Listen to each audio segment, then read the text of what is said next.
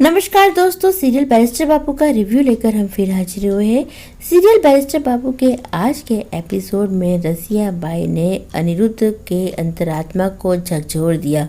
रसिया by ने अनिरुद्ध को इस बात का एहसास दिला दिया कि उसने बोंदिता को छोड़ के कितनी बड़ी गलती करी है।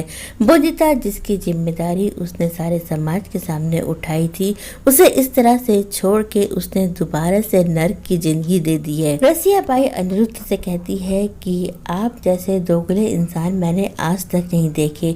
एक और तो आप समाज सुधार का दावा करते हैं और दूसरी ओर आपने अपनी पत्नी को छोड़ दिया। रसिया बाई उसे बैरिस्टरा बाबू कहती है तो अनिरुद्ध समझ जाता है कि रसिया बाई बोंदिता से मिल चुकी हैं। अनिरुद्ध रसिया से पूछता है कि क्या आप बोंदिता से मिली हैं। रसिया बताती है कि एक दिन मैं उसके गांव की ओर से निकली थी। जब कोई मुझे पानी नहीं पिला रहा था तो बोंदिता ने मुझे पानी पिलाया। बोंदिता बहुत बड़ी बड़ी बातें करती है। जो शिक्षा आपने उसे दी वो हर वक्त उसे याद करती रहती है, लेकिन आप तो उसे पूरी तरह से भूल गए। रसिया बाई उसे बताती है कि बोंदिता के गाँव में कितनी बुरी हालत है। लोग उसे छोड़ी हुई औरत कहते हैं और उसके ऊपर कीचड़ फेंकते हैं। बोंदिता हर एक से यही कहती है कि एक दिन मेरे पति आएंगे और मुझे ले जाएंगे। बाई तो ये तक कह देती है कि हीरा मंडी की हर औरत के पीछे कभी न कभी छोड़ी हुई औरत का धब्बा लगा हुआ है। रसिया बाई अनिरुद्ध के मुंह पे पैसे फेंक के वहां से चली जाती है।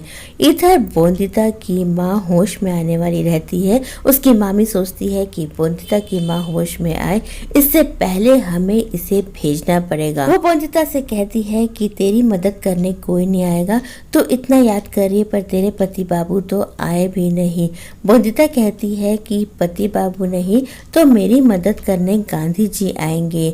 बोंदिता दिखाती है कि उसके पास गांधी जी की फोटो है। वो बताती है कि पति बाबू कहते थे कि ये बहुत महान है और इनकी बात हर कोई मानता है। अगर ये गांव वालों से कहेंगे तो गांव वाले मेरी माँ को नहीं सताएंगे।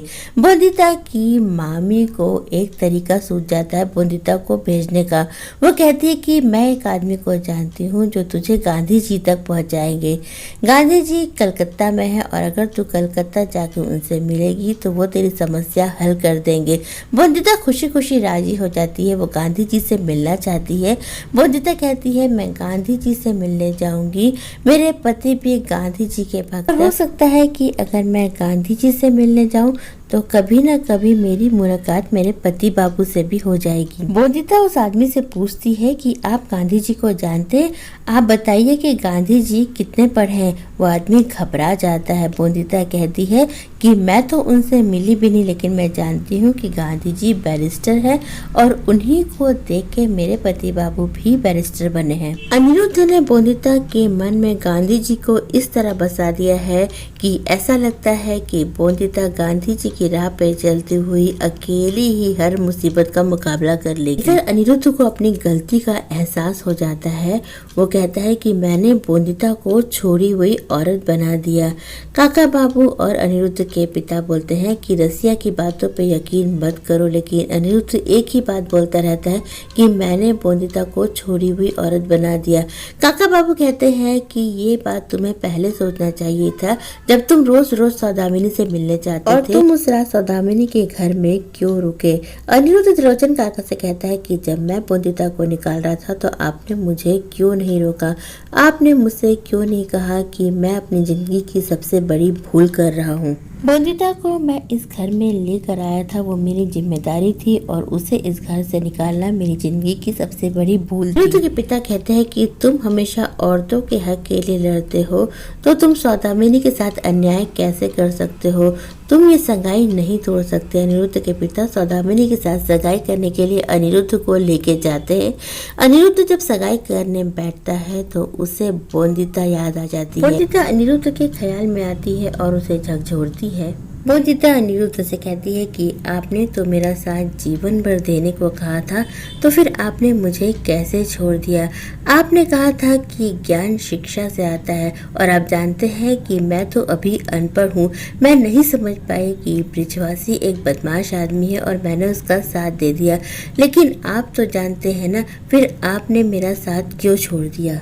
अनिरुद्ध को लगता है कि बोंदिता उससे प्रश्न कर रही है कि अगर आप कोई गलती करते तो क्या मैं आपको माफ़ नहीं करती, मैं आपको माफ़ कर देती, फिर आपने मुझे माफ़ क्यों नहीं किया।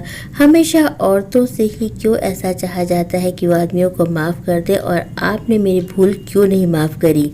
अनिरुद्ध सगाई की अंगूठी फेंक देता है और कहता है कि मैं ये सगाई नहीं कर सकता, मैंने जो गलती करी है उसको मैं ठीक करने जा रहा हूँ और मैं बोंदिता को इस घर में वापस लेकर आऊँगा।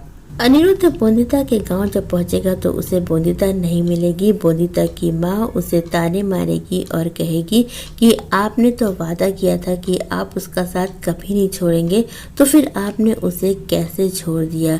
अनिरुद्ध बोंदिता की माँ से कहेगा कि मेरी वजह से बोंदिता का घर छूटा है, तो जब तक बोंदिता मुझे नहीं मिल जाती मैं भी अपने घर नहीं जाऊँगा। तो दोस्तों अब शुरू होने वाला है हीरा मंडी ट्रैक।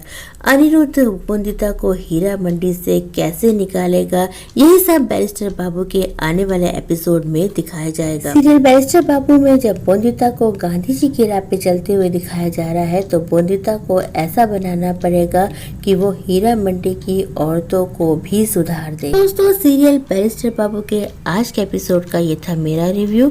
आप अपने कमेंट हमारे कमेंट बॉक्स में जरूर डालिए। और अब बारी है उन लोगों के नाम जानने की जिन्होंने हमारे वीडियो पे सबसे पहले कमेंट किया, और वो नाम है सुप्रिया, श्रुति, पारुवा, लक्ष्मी, सईदा, जीनू, फातिमा और कौशानी। आप सभी को हमारे वीडियो पे सबसे पहले कमेंट करने के लिए बहुत बहुत धन्यवाद। कल के एपिसोड का रिव्यू लेकर हम फिर हाजिर होंगे, तब तक के लिए बाय।